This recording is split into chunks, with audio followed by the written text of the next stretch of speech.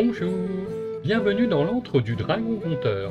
Installez-vous confortablement et découvrons ensemble ce conte des frères Grimm, Hansel et Gretel. Dans une grande forêt vivaient un bûcheron, ses deux enfants et leur belle-mère. Le garçon s'appelait Hansel et la fille Gretel. La famille était pauvre, et lorsque la famine s'abattit sur le pays, ils n'eurent presque plus rien à manger. Un soir, dans son lit, le père soupira. Comment nourrir les enfants si nous n'avons déjà rien pour nous? Sa femme lui répondit. Conduis-les dans la forêt, nous en serons débarrassés. Quoi? Les abandonner? Les bêtes sauvages les dévoreraient? Fou que tu es! Nous mourrons tous si tu n'agis pas. Fais ce que tu dois. Pauvre de moi, se lamenta le père. Les enfants gardés en éveil par la faim avaient entendu la conversation, et quand Gretel se mit à pleurer, Hansel la rassura. Ne t'en fais pas, je vais nous tirer de ce mauvais pas. Quand les parents furent endormis, il sortit en silence sous le clair de lune, emplit ses poches de gravier scintillant qui jonchaient le devant de la maison, et retourna se coucher en disant à sa sœur « Sois rassurée, tout ira bien ». Au matin, la belle-mère réveilla les enfants rudement, comme à son habitude. « Debout, fainéants, il faut chercher du bois !» Elle donna à chacun un morceau de pain que Gretel rangea dans sa blouse puisque les poches de Hansel étaient pleines, puis les quatre se mirent en route. Comme Hansel s'arrêtait souvent sur le chemin pour se retourner, son père lui demanda « Que regardes-tu comme ça ?»« Mon chat blanc qui me dit au revoir assis sur le toit, » répondit le garçon. « Ce n'est pas ton chat, se moqua la belle-mère, mais le soleil brillant sur la cheminée. » En vérité, Hansel jetait chaque fois un petit caillou. Loin, dans la forêt, le père fit un feu, où la belle-mère invita les enfants à se réchauffer. « Restez là pendant que nous coupons le bois. Nous reviendrons vous chercher pour le porter. » Ils mangèrent le pain avant de s'endormir, et lorsqu'ils s'éveillèrent, le soir était venu. Gretel se lamenta. « Comment allons-nous rentrer ?» Hansel la rassura. « En suivant les graviers. Quand la lune les éclairera, ils nous ramèneront. » Ainsi firent-ils, frappant à la porte de la maison un peu avant Potron Minet. Quand la belle-mère ouvrit, elle s'exclama en les voyant. « Méchants enfants, nous pensions que vous étiez partis !» Le père, lui, se réjouissait en silence, regrettant de les avoir laissés, et il fit tout ensuite pour les garder. Quand la misère revint, Hansel et Gretel entendirent de nouveau la belle-mère parler dans son lit la nuit. « Plus qu'une miche de pain, toute chanson a une fin. Emmenons les enfants au plus profond de la forêt, qu'ils s'y perdent pour de bon. » L'homme, bouleversé, tenta de s'opposer. Sa femme l'ignora en pensant « Celui qui s'est rendu une fois le fera à nouveau », et lui finit par céder. Quand plus tard les parents dormirent, Hansel se leva pour remplir ses poches de gravier et trouva porte close. Alors il retourna se coucher en disant à Gretel « Sois rassurée, tout ira bien ».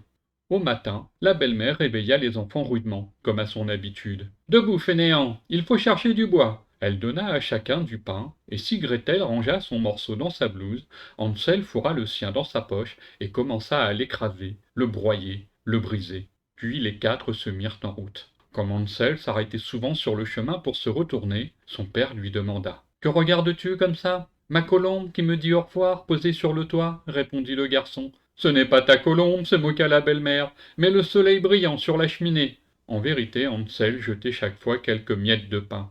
Encore plus loin, dans la forêt, le père fit un feu, où la belle-mère invita les enfants à se réchauffer. « Restez là pendant que nous coupons le bois. Nous reviendrons vous chercher pour le porter. » Eux partagèrent le pain de Gretel avant de s'endormir, et lorsqu'ils s'éveillèrent, le soir était venu.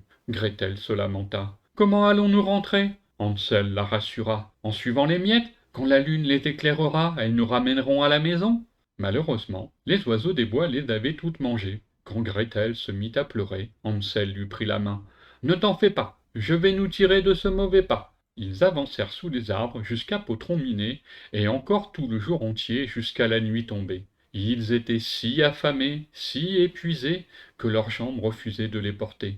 Alors ils s'allongèrent et s'endormirent, serrés l'un contre l'autre. Le lendemain matin, déjà 3 jours qu'ils marchaient. Nul ne sait ce qui serait arrivé si au midi, un bel oiseau blanc ne s'était mis à chanter. Subjugués, Hansel et Gretel s'arrêtèrent pour l'écouter, et quand l'oiseau s'envola, ils le suivirent jusqu'à une maison aux murs en pain d'épices, toit en gâteau et fenêtres en sucre transparent. Voyant cela, Hansel grimpa croquer quelques tuiles, tandis que Gretel cassait un carreau. Il dévorait à pleines dents quand une voix surgit du dedans. « Grignoti, grignota, est-ce une souris ou un rat qui grignote comme ça ?» Eux répondirent entre deux bouchées. « C'est le vent, la brise légère !» Et ils continuèrent de manger sans se laisser distraire. Une vieille ouvrit la porte et les invita à entrer. « Les jeunes enfants que voilà, venez vous rassasier !» Ils s'installèrent à une grande table où se trouvaient lait, crêpes au sucre, pommes et noisettes, et se servirent sans retenue. Lorsqu'ils en eurent le ventre plein et dodelinèrent de la tête, la vieille femme les coucha dans un lit de drap blanc où ils s'endormirent, heureux comme les anges au paradis. C'est au réveil que les choses se gâtèrent. La vieille montra son vrai visage, celui d'une méchante sorcière qui attirait les enfants dans son repaire de sucreries pour les dévorer. Elle enferma Hansel dans une cellule et hurla à Gretel. Debout, fainéante, va chercher l'eau au puits et cuisine pour ton frère. Il doit prendre du poids avant que je le mange. Gretel n'eut d'autre choix que d'obéir, et si Hansel voyait les plats s'accumuler, elle n'avait que restes et déchets. Chaque matin, la sorcière ordonnait à Hansel « Tends ton doigt, que je sache si tu es prêt ». Lui présentait un petit os à la place, et la vieille, à moitié aveugle, s'étonnait et obligeait Gretel à cuisiner encore. 4 semaines passèrent sans que Hansel semble grossir. La sorcière perdit patience. « Il m'ira comme il est. Toi, va chercher l'eau au puits. » Tandis qu'elle peinait, pleurant toutes les larmes de son corps, Gretel pensait « Si les bêtes sauvages nous avaient dévorés, au moins nous serions morts ensemble ?» À son retour, la sorcière l'arrêta. « Cuisons d'abord le pain. Pose ton eau au crochet de la cheminée et entre dans le four voir s'il est chaud. » Gretel, devinant que la sorcière cherchait à la rôtir aussi, demanda « Comment faut-il faire ?» La sorcière s'emporta. « Idiote !» Elle avança pour lui montrer, et quand elle passa la tête dans le four, Gretel l'y poussa, referma derrière et tira le verrou.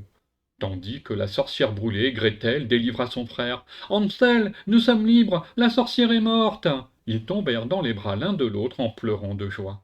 Dans la maison, ils découvrirent des tas de perles et de pierres précieuses, mieux que des miettes ou des cailloux. Hansel s'emplit les poches et Gretel le tablier. « Partons maintenant, sortons de cette forêt. » Ils arrivèrent à une rivière, sans pont ni barque pour les aider, mais un canard blanc qui nageait donna à Gretel une idée. Canard, canard attentionné, sur ton dos fais-nous traverser. L'animal généreux voulut bien satisfaire la demande, et ils passèrent chacun leur tour.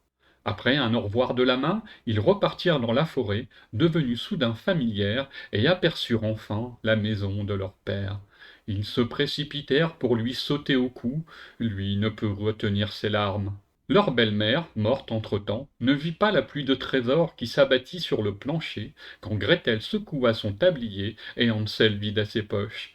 Les soucis envolés, ne restait que le bonheur partagé. Une histoire est finie, la court une souris. Qui l'attrape doit s'en faire une grande cape fourrée. Nous pouvons nous coucher. Sois rassuré, tout ira bien. Voilà, le conte est fini. J'espère qu'il vous a plu. Si oui, pensez au pouce bleu. Et pour être informé des nouvelles publications, abonnez-vous et activez la cloche. Si vous avez envie d'un autre conte, indiquez-moi lequel en commentaire. Merci de m'avoir écouté et à bientôt pour d'autres histoires, les miennes et les vôtres.